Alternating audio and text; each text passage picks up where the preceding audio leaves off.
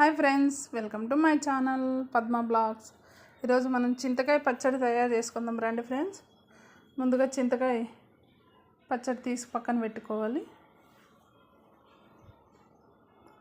పల్లీలు, కారానికి తగినన్ని పచ్చిమిర్చి ఫ్రెండ్స్, 2 ఆనియన్, 1 వెల్లుల్లి పక్కన పెట్టేసుకోండి. ముందుగా పెనం పెట్టేసుకొని పల్లీలు ఫ్రై చేసుకుందాం ఫ్రెండ్స్. ఇలా మధ్యలో కలుపుతూ ఇలా ఫ్రై చేసుకోండి ఫ్రెండ్స్. ఈ టైంలో ఫ్రై అయిపోయింటాయి. ఇలా వచ్చినప్పుడు మనం స్టవ్ ఆఫ్ చేసుకోండి, పక్కన పోసేసుకోండి. అవి చల్లగా అవుతుంటాయి. పచ్చిపిచ్చి ముందుగా తీసుకున్నాం కదా ఫ్రెండ్స్, కడిగి శుభ్రం చేసి కట్ చేసుకోండి ఫ్రెండ్స్. అలాగే వేసుకోవద్దండి, నూనెలో చిటపట్లాడుతాయి. కట్ చేసుకొని వేసుకుంటే మనకు నూనెలో ఫ్రై అయ్యేటప్పుడు మంచిగా ఫ్రై అవుతాయి. ఇలా ఉన్నప్పుడు పక్కగా ఒక ప్లేట్లోకి తీసి పక్కన పెట్టేసుకోండి. ఇవి చల్లగా అవుతుంటాయి ఫ్రెండ్స్.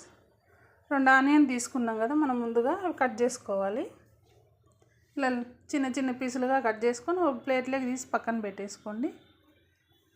వెల్లుల్లి 1 తీసుకున్నాం కదా ఫ్రెండ్స్, అవి తుప్పటి తీసేసుకొని ఇలా చిన్న పీసులుగా కట్ చేసుకోండి.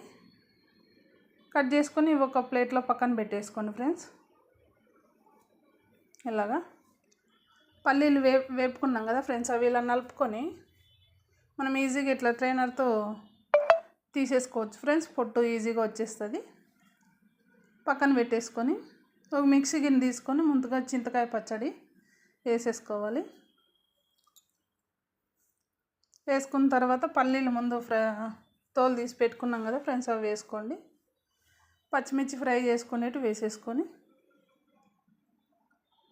కొన్ని వాటర్ పోసుకొని ఫ్రెండ్స్ మిక్సీ పట్టేసుకోండి. కొద్దిగా పలుకులుగా ఉండేలాగా చూసుకొని పట్టుకోండి ఫ్రెండ్స్. టేస్ట్ బాగుంటుంది. మధ్య మధ్యలో పల్లీలు అలా తలుగుతుంటే సూపర్ టేస్ట్. ఒక గిన్నెలోకి తీసేసుకోండి మొత్తం అంతా. మిక్సీ గిన్నెలో కొన్ని వాటర్ పోసుకొని ఒక తూరు రౌండ్ మిక్సీ ఆడిచ్చినామంటే ఫ్రెండ్స్, ఇలా నీళ్ళు దాంట్లో చింతకాయ పచ్చళ్ళకి పోసేసుకోండి. పోపు పెట్టేసుకుందాం ఫ్రెండ్స్. ముందుగా పెనం పెట్టి ఆయిల్ వేసుకొని ఆవాలు, జీలకర్ర వేసేసుకొని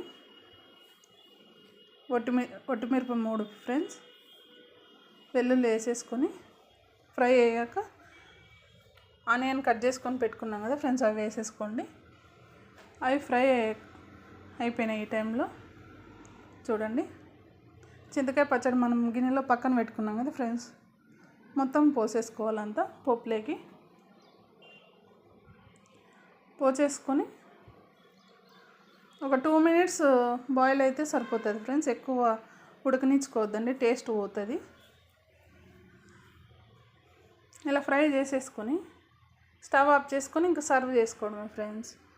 ఎంతో సింపుల్గా ఈజీగా చింతకాయ పచ్చడి రెడీ చేసుకోవచ్చు. సూపర్ టేస్టీ ఉంటుంది ఫ్రెండ్స్. పుల్లగా స్పైసీగా ఉంటే నోటికి మంచిగా ఉంటుంది. అంతే ఫ్రెండ్స్, ఎంతో easy recipe. Okay friends, bye. మరొక వీడియోలో కలుద్దాం.